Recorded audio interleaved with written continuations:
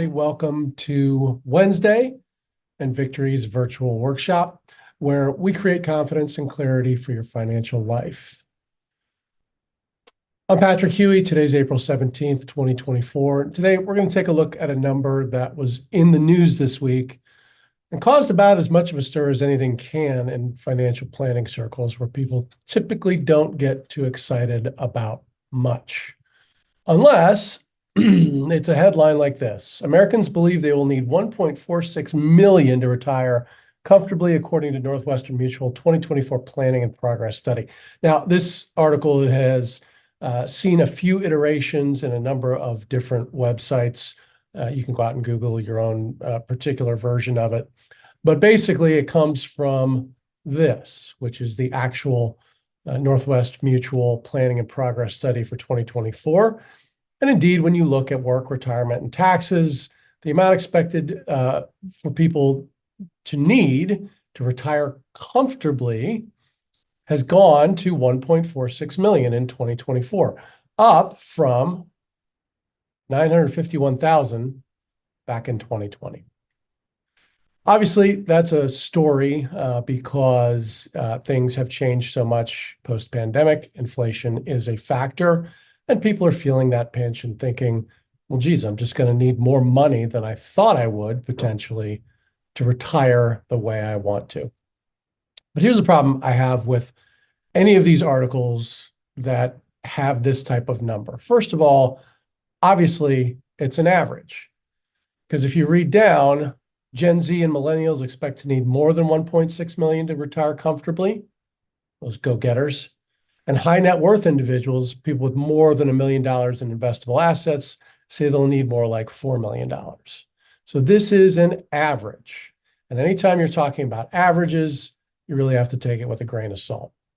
To prove it and see what 1.47 million is going to get you, let's take a look inside my financial planning software here and look at our very creatively named Joe and Jane. So Joe and Jane are looking at retiring. Okay, Joe is 64 and Jane is 63. They're both employed. Jane is the primary breadwinner. She brings in more than the limit on Social Security tax for her income, meaning by making $175,000 a year, she automatically qualifies for the highest Social Security payment available, at least in our model here. Okay, Joe does not. Joe is well below that number. So what we're modeling here is one primary breadwinner, one spouse, and together they're going to get the primary breadwinner's Social Security plus half of that full retirement full retirement amount at Social Security for the spouse via the spousal benefit. Okay, see this situation fairly often, and that's why we modeled it this way. Obviously, if your Social Security decisions are different than this, if you don't have one spouse who is over the max limit and one spouse who's far under it, your results are going to vary. Okay, so that's the first place where the numbers are going to matter as far as what your difference is from this scenario. The other place it's going to differ is your state of residence. Okay, I chose Pennsylvania, not out of any allegiance to my birth state, but simply because Pennsylvania ranks number 25, dead in the middle of the pack, when it comes to combined tax liabilities. Okay, so that's income tax, as well as property tax and those types of things. So Pennsylvania is the average. Okay. We're going to skip through the next couple screens because we're really just looking for an answer to our question. We're going to simulate them both retiring at the same age. Okay, so Jane's going to retire in the same year. Jane's going to retire at 65. Okay, she's going to do that in 2026. And Joe's going to retire at 67 in 2026. You can see that their life expectancies are over 30 years.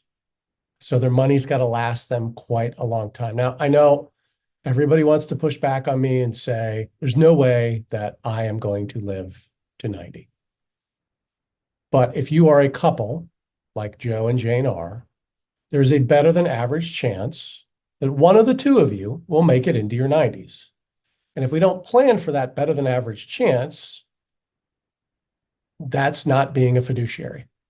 That's taking chance that we don't need to take. That's putting risk into your overall plan that isn't appropriate for really anyone.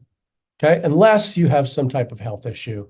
We're assuming that Joe and Jane do not at this point. Okay, so that's the setup. Now, what do Joe and Jane want? Joe and Jane want to be able to pay for their health care, and they want to be able to retire on something like, we're going to call it $125,000 a year together. Now, that number will step down when one of the spouses times out due to their life expectancy. And we adjust that by about 25% to incorporate that. But that's really only for a couple of years because in this case, Joe and Jane are fairly similar in age. Okay, so we're trying to get healthcare paid for out of pocket. Remember, even though you're on Medicare, there are still out-of-pocket expenses. Those expenses for a couple over a 30-year retirement can exceed $250,000. So we build in those averages when we're running these types of scenarios. Okay, so if you think about it, it makes sense.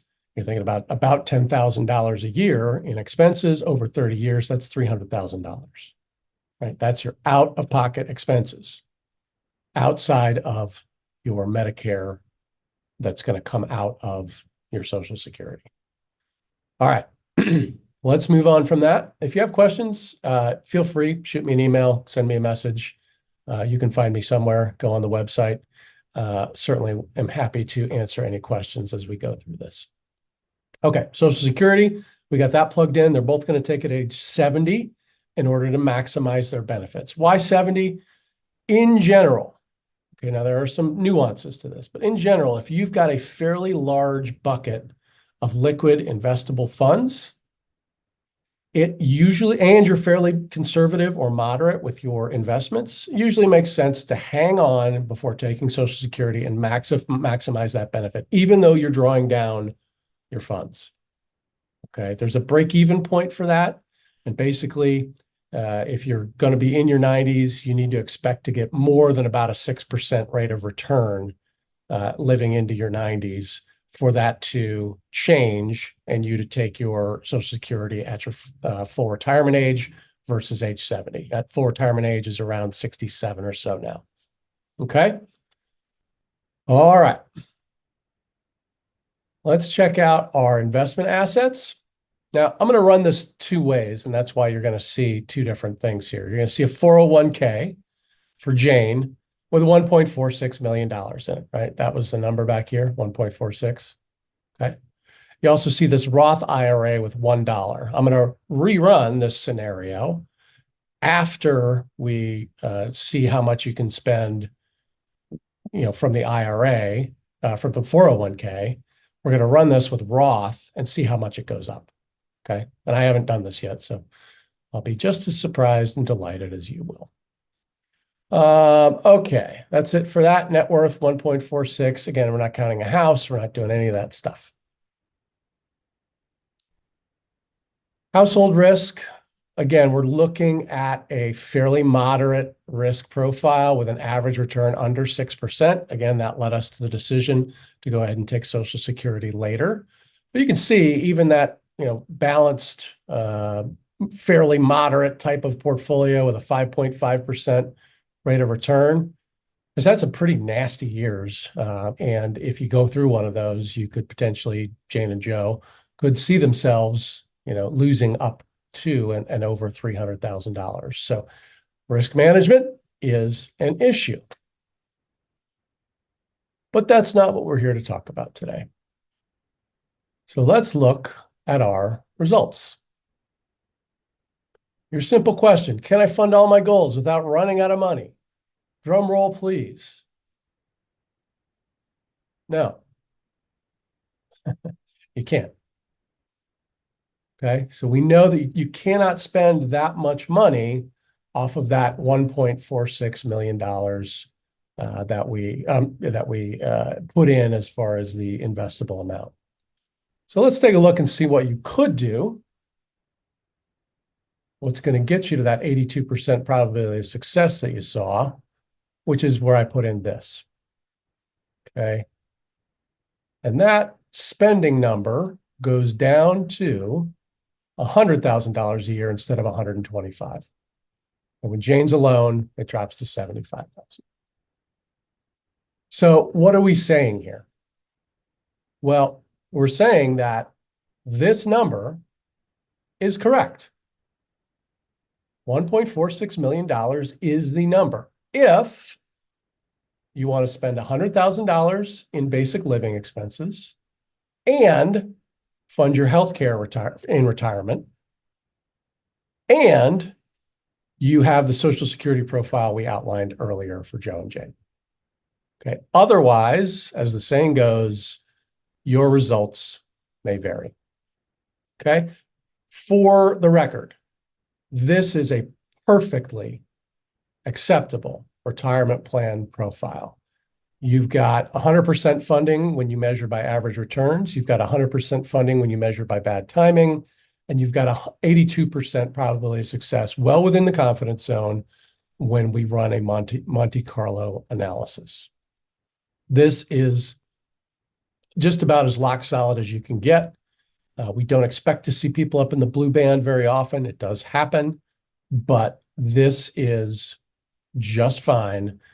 No retirement planning specialist I know is going to look at these numbers and say, 82% is not good enough there. It's well within tolerances. So what happens then if we go back and we swap out our investment assets, and I take the 401k and I make that go away?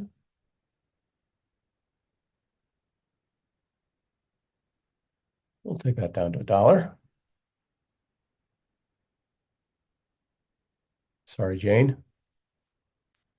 And then we're going to take the Roth and we're going to bump that up to the 1.46 million. All right, 1.46. Yep. Always got to double check my work. Okay. Right, now we've got 1.46 in the Roth. Let's take a look at our results.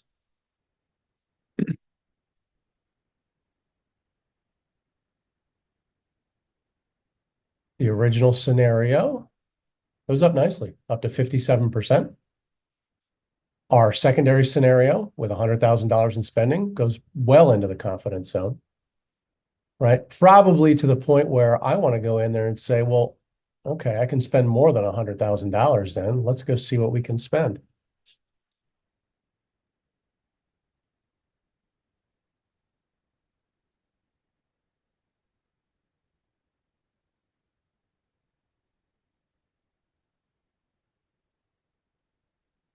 Okay, we're going to lock all these. And we're going to say, what happens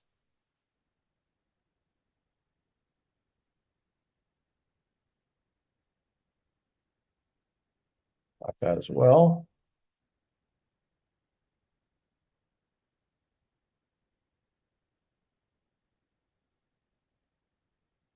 All right, if you had that 1.46 million in a Roth instead of a traditional, now you could spend about $10,000 more than that $100,000 we calculated, right?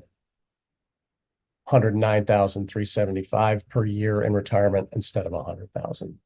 So the Roth is certainly going to help. I'm not going to update that scenario. Okay, so let's break it down. I think this from the Wall Street Journal says it all. We just went through it to prove it. But the new magic number for retirement is 1.46 million. Here's what it tells us. It tells us that there's no single formula for how much you need to save in your 401k or your Roth 401k or your IRA, 403b, 401a, etc. There's just no magic formula because, again, everyone and everyone's case is just a little bit different. All right, thanks for being with me today. Be on the lookout in any of the weekly briefing emails that we send out for the next topic for our virtual workshop. Ping me if you've got an idea for something you want to see on this channel. Otherwise, thanks everybody, and I will see you next week.